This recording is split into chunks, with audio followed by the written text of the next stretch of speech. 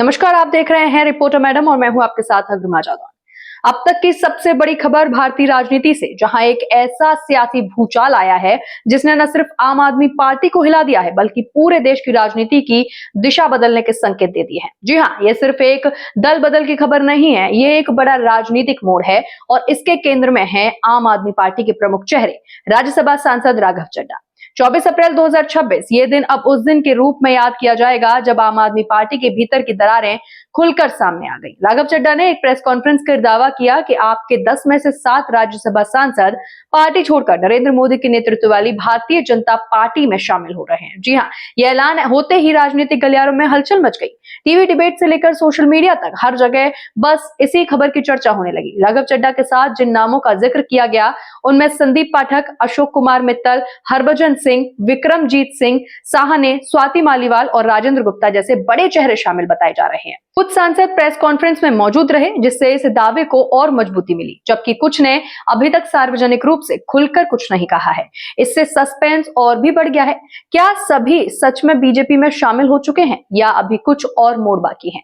अब बात करते हैं इस पूरे घटनाक्रम के सबसे अहम पहलू की, दल बदल कानून। आमतौर पर अगर कोई सांसद अपनी पार्टी छोड़ता है तो उसकी सदस्यता खतरे में पड़ जाती है, लेकिन यह मामला अलग है। संविधान के अनुसार अगर किसी दल के 2/3 सांसद एक साथ दूसरी पार्टी में जाते हैं तो उसे दल बदल नहीं बल्कि विलय माना जाता है।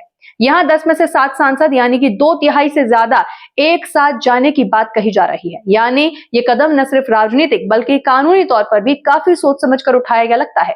प्रेस कॉन्फ्रेंस में राघव चड्ढा का बयान सबसे ज्यादा सुर्खियों में रहा। उन्होंने साफ तौर पर कहा कि मैं गलत पार्टी में सही व्यक्ति था। ये एक लाइन ही अपने आप में बहुत कुछ कह देती है। इसका सीधा मतलब है कि पार्टी के अंदर सब कुछ ठीक नहीं था और ये सिर्फ व्यक्तिगत असंतोष नहीं बल्कि एक गहरी राजनीतिक असहमति का संकेत भी हो सकता है। उन्होंने इशारों में यह भी कहा कि पार्टी अपने मूल सिद्धांतों से भटक चुकी है। जिस आम आदमी पार्टी की राजनीति का दावा किया गया था वो अब कहीं पीछे छूट गई है। अब अगर हम पीछे जाएं तो ये घटनाक्रम अचानक नहीं हुआ है। पिछले कई महीनों से आम आदमी पार्टी के अंदर खींचतान की खबरें सामने आ रही थी। संगठन में बदलाव, जैसे कि कुछ नेताओं की कम महत्व मिलना, अंदरूनी फैसलों को लेकर असहमति बनना और नेतृत्व को लेकर सवाल, इन सब ने मिलकर एक ऐसा माहौल बना दिया जहां असंतोष धीरे धीरे बढ़ता गया और अब ये खुलकर सामने भी आ गया। इस पूरे मामले में एक और अहम कड़ी है अशोक कुमार मित्तल। उनके जालंधर स्थित आवास पर हाल ही में एनफोर्समेंट डायरेक्टरेट की छापेमारी हुई थी। ये छापेमारी करीब 10 दिन पहले हुई थी और उसके बाद से ही ये चर्चा तेज हो गई थी कि पार्टी के भीतर कुछ बड़ा होने वाला है। हालांकि इस छापेमारी और बीजेपी में शामिल होने के फैसले के बीच कोई आधिकारिक संबंध सामने नहीं आया है, लेकिन राजनीति में टाइमिंग बहुत कुछ कहती है। अब अगर इस पूरे घटनाक्रम के राजनीतिक असर की बात करें तो सबसे बड़ा झटका आम आदमी पार्टी को लगा है। राज्यसभा में पार्टी की ताकत अचानक घट सकती है। 10 से सीधे 3 पर यह सिर्फ संख्या नहीं है बल्कि ये पार्टी की राष्ट्र पहचान और प्रभाव पर भी सीधा असर डालता है। पंजाब जैसे राज्य जहां आपकी सरकार है वहां भी इसका असर देखने को मिल सकता है। आने वाले चुनावों में यहाँ पर नंबर घट सकते हैं। वहीं दूसरी तरफ भारतीय जनता पार्टी के लिए ये एक बड़ी रणनीतिक बढ़त है। राज्यसभा में संख्या मजबूत होगी, विपक्ष और कमजोर होगा और आने वाले चुनावों में इसका फायदा मिल सकता है। अब सवाल उठता है, आम आदमी पार्टी की प्रतिक्रिया क्या है?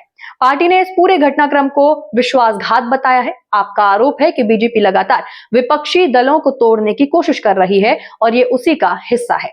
साथ ही पार्टी ये भी कह रही है कि जो लोग गए हैं उन्होंने पार्टी की विचारधारा से समझौता किया है।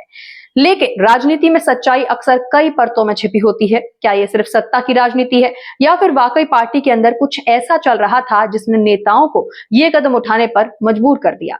अब सबसे बड़ा सवाल यही है, आगे क्या होगा? क्या ये सिर्फ शुरुआत है? क्या आने वाले दिनों में और बड़े नेता आप छोड़ देंगे? क्या ये घटनाक्रम 2027 के चुनावों से पहले एक बड़ा राजनीतिक पुनर्गठबंधन साबित होगा? और सबसे अहम, क्या आम आदमी पार्टी इस झटके से उभर पाएगी? राजनीति में वक्त बहुत तेजी से बदलता है। आज जो साथ है वो कल विरोध में हो सकता है और जो विरोध में है वो कल आपके साथ खड़ा नजर आ सकता है। फिलहाल ये साफ है कि भारतीय राजनीति एक नए दौर में प्रवेश कर रही है जहां गठजोड़, रणनीति और समय तीनों मिलकर खेल तय करेंगे। तो ये थी आज की सबसे बड़ी और अहम खबर, एक ऐसी सियासी भूचाल जिसने कई सवाल खड़े कर दिए हैं और जिनके जवाब आने वाले समय ही देगा। लेकिन आप राघव चड्ढा के इस फैसले से खुश हैं या नहीं? आपको क्या लगता है? कमेंट में जरूर बताइएगा और इसी के साथ बने रहिए रिपोर्टर मैडम के साथ।